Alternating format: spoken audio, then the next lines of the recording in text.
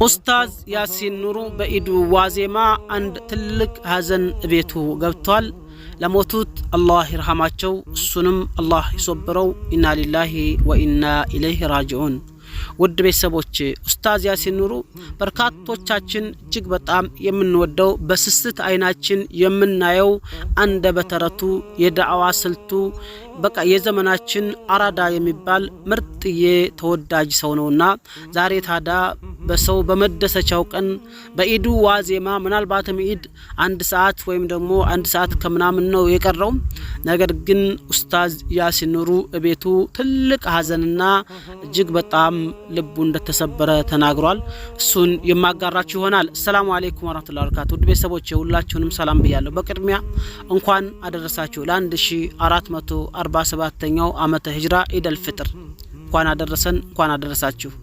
አብሽሩ፣ ነገም ሌላ ቀን ነው። አላህ Subhanahu Wa Ta'ala መርጦ ወዶን ዛሬ ኢድን እንድንደርስ እንድናከብር አድርሶናልና በመላ ዓለማችን የምድራችን ዳርቻ ያላችሁ እንኳን አደረሳችሁ፣ እንኳን አደረሰን እያልኩኝ ወደ ኡስታዙና ኡስታዝ ያሲን ኑሩ መረጃ አልፋለሁኝ። ቪዲዮ አላንዛዛባችሁም። አላህ ይሶብረው፣ ለሞቱት አላህ Subhanahu Wa Ta'ala ጀነቱል ፊርደውስ አልአላን ይወፍቃቸው እያልኩኝ ቀጥታ ወደዛ አልፋለሁኝ። በኢድ ቀን ሀዘን ቤት መግባት በጣም ከባድ ነው። በኢዱ ቀን የሚወዱትን ሰው ማጣት በጣም ከባድ ነው። ለማንኛውም ወደዛ እንለፍ። ውድ ቤተሰቦች ውድ አያቴን አጣኋት ይላል። እኛ የአላህ ነን ወደሱም ተመላሾች ነን ማለት ኢና ሊላሂ ወኢና ኢለይሂ ራጂዑን ማለት ነው። ከእናቴ ህልፈት በኋላ እናት ሆና ያሳደገችኝን ዛሬ ተለየኋት ይላል። አላህ ይዘንላት የጀነቱል ፊርደውስ አልአላ ይበላቸው። ምክሯ ጉልበቴ ዱዓው ብርታቴ ነበር። ሁሌም ጭንቀቷ የእኔን ደህንነት ብቻ ነው። መተኪያዬ የሌላት የህይወት ዘመን ልዩ ስጦታዬ ነበረች። አላህ ይዘንልሽ፣ መላእክት አጅበው ይቀበሉሽ፣ የላይኛው ጀነት ፊርደውስ ማረፊያሽ ይሁን፣ በዱዓ አትርሷት ብሏል ኡስታዝ ያሲን ኑሩ። መልእክቱ ነው።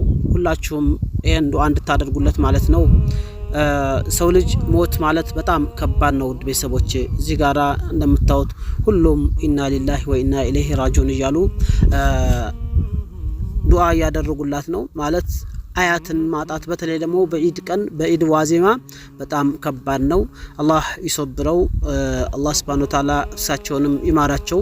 ሰው ለኢዱ ሽርጉድ ሲል እንዲህ ያለም ደግሞ ነገር ሲገባ በጣም ከባድ ነው። እውነት እናውራታለን እዛ ቦታ ላይ ሆነን ስናየው በጣም አስቸጋሪ ነው። በኢዱ ዋዜማ ሰው በኢዱ በመደሰቻው ልጆችህ ቤተሰቦችህ እንደዚህ ጋራ ጓደኛ ጋር አሳልፋለሁ ስትል እንዲህ ያለ ሞት ቤት ሲመጣ በጣም ከባድ ነው። በእርግጥ ተሞት የሚቀር የለም።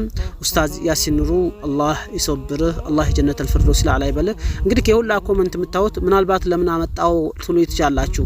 ወደ ሚዲያ የሚያመጣው ሰው ዱዓ እንዲያደርግላቸው ሰው አያቱን እንዳጣና እንዳዘነ እንዲሰማ ስለሚፈልግ ነው። እሱም ዱዓ አድርጉላት ብሏል። ይሄ በርካታ ሰው ያያችሁ ነው ዱዓ ያደረጉለት ኢና ሊላሂ ወኢና ኢለይሂ ራጂዑን እያሉ ነው።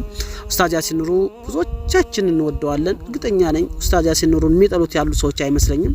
አብዛኛው ሰው ይወደዋል። በእርግጥ ሁሉም ሰው ልጅ ይወዳል ማለት አይደለም። እና ኡስታዝ ያሲን ኑሩ አላህ ይሶብርህ እያልኩ በዚሁ ቪዲዮውን ዘጋለሁ። ለማንኛውም ሁላችሁም ዱዓ አድርጉለት። ሰላም አለይኩም ወራህመቱላሂ ወበረካቱ።